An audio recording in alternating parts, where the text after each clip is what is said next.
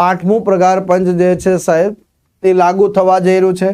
કેન્દ્રીય મંત્રીમંડળે જે છે 8મા કેન્દ્રીય પગાર પંચની સંદર્ભ શરતો જે છે તો છે રેફરન્સ ટર્મ ઓફ રેફરન્સ જેને TOR કહેવામાં આવે છે।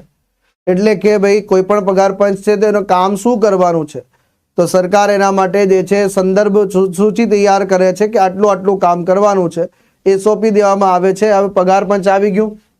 આ કેવી જે છે 8મું કેન્દ્રીય પગાર પંચ એક કામ ચલાઉ સંસ્થા હશે। કમિશનમાં એક અધ્યક્ષ હશે, એક સભ્ય હશે જે ફૂલ ટાઈમના હશે અને એક સભ્ય સચિવનો સમાવેશ થશે આની અંતર્ગત। એટલે ટોટલ જે છે સાહેબ 3 સભ્યોનું જે છે કમિશન હશે સાહેબ। આ એના જે છે બંધારણીય એટલે જ્યારથી અમલમાં આવ્યો છે, જ્યારથી આની જે છે બનાવવામાં આવ્યો છે ત્યારથી લઈને 18 મહિનાની અંદર એની ભલામણો રજૂ કરશે। જસ્ટિસ રંजना પ્રકાશ દેસાઈજીને આના અધ્યક્ષ તરીકે જે છે નિયુક્ત કરવામાં આવ્યા છે।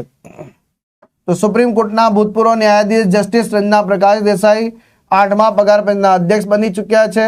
IIM Indian Institute of Management બેંગ્લોરના પ્રોફેસર પુલક ઘોષ અને જે છે પેટ્રોલિયમ અને કુદરતી મંત્રાલયના ગેસ સચિવ પંકજ જૈન સાહેબ જે છે એમને સભ્ય સચિવ બનાવવામાં આવ્યા છે।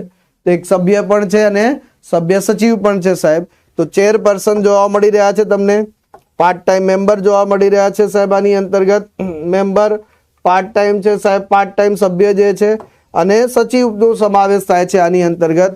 50 લાખ કેન્દ્રીય કર્મચારીઓને ફાયદો થવાનો છે। જસ્ટિસ રંजना પ્રકાશ દેસાઈજી જે છે અત્યારે હાલ આની પહેલા સીમાંકન પંચના પણ અધ્યક્ષ હતા સાહેબ।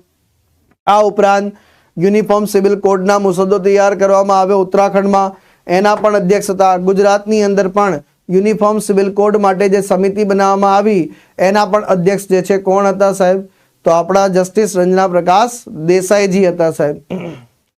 હવે આવે છે ફિટમેન્ટ ફેક્ટર જેની બહુ બધી ચર્ચાઓ ચાલી રહી છે સાહેબ। પણ આ એક મલ્ટીપ્લાયર સંખ્યા છે જેને વર્તમાન બેઝિક સેલેરીથી જે છે ગુણાકાર કરીને નવી બેઝિક સેલરી જે છે બનાવવામાં આવે છે। પગાર પંચ જે છે ફુગાવા, જીવન નિર્વાહના ખર્ચા વગેરેને ધ્યાનમાં લીધા પછી અને જે છે નક્કી કરે છે અને પછી જે છે આ તૈયાર કરે છે આખો ડેટા। મિત્રો હવે જો પગાર પંચ વિશે સમજવાનો પ્રયાસ કરજો।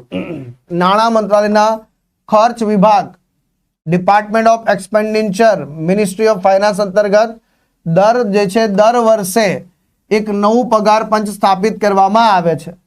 પગાર પંચ જે છે ફુગાવો, ઇન્ફ્લેશન, કોસ્ટ ઓફ લિવિંગ, જીવન નિર્વાહ ખર્ચ, વળતરમાં સમાનતા અને યોગ્યતાની જરૂરિયાતોને ધ્યાનમાં રાખીને નાણાકીય અને બિન નાણાકીય બંને લાભોનું મૂલ્યાંકન કરીને કેન્દ્ર સરકારના કર્મચારીઓના પગાર, ભથ્થા અને પેન્શન નક્કી કરે છે સાહેબ। આ ખાસ કરીને અધ્યક્ષ સામાન્ય રીતે સુપ્રીમ કોર્ટના નિવૃત્ત જજ જે છે આના અધ્યક્ષ બનતા હોય છે। મિત્રો અહેવાલ જે છે અત્યારે બનાવવામાં આવ્યો છે। કમિશન એ 18 મહિનાની અંદર પોતાનો અહેવાલ આપશે સાહેબ અને ભલામણ કરશે સાહેબ। આની પહેલા જે છે ઈચ્છે તો વચગાળાની ભલામણો પણ કરી શકે છે સાહેબ।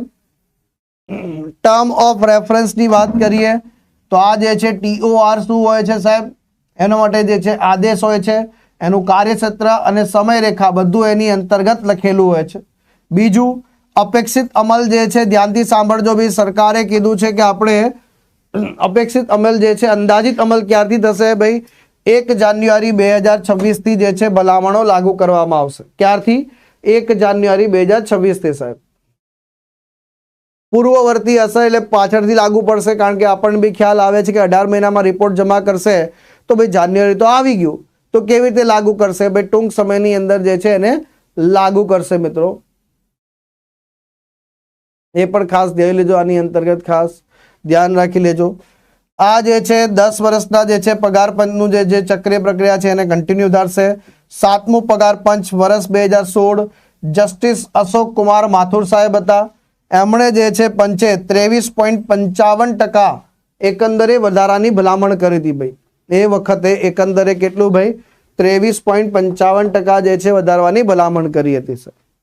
પહેલું પગાર પંચ જે હતું સાહેબ એ 1 જુલાઈ 1947 ના રોજ લાગુ થાય છે। બીજું 1 જુલાઈ 1959, ત્યાર પછી 1 જાન્યુઆરી 1973, 1 જાન્યુઆરી 1986, 1 જાન્યુઆરી 1996, 1 જાન્યુઆરી 2006, 1 જાન્યુઆરી 2016, હવે 1 જાન્યુઆરી 2016 સ્ટાર, કારણ કે અહીંયા કીધું છે અપેક્ષિત. શું કીધું છે? અપેક્ષિત જે છે કીધું છે આમાં. પછી આવે છે કે સાહેબ આખો ટોપિક ભણી ગયા પછી એનું રિવિઝન કરવા, એની નોટ્સ બનાવી. કેવી રીતે બનાવી સર? હે ને, કેવી રીતે જે છે એની નોટ્સ બનાવી સાહેબ? તો એની નોટ્સ માટેની વાત કરીએ તો આ છે તમારી નોટ્સ સાહેબ. એટલે આ થઈ ગયું સાહેબ આપણી આખી થિયરી ભણ્યા પછી નોટ્સના જરીએ જે છે આપણે રિવાઇઝ કરીએ. શું કરીએ? નોટ્સના જરીએ જે છે રિવાઇઝ કરીએ સાહેબ આને.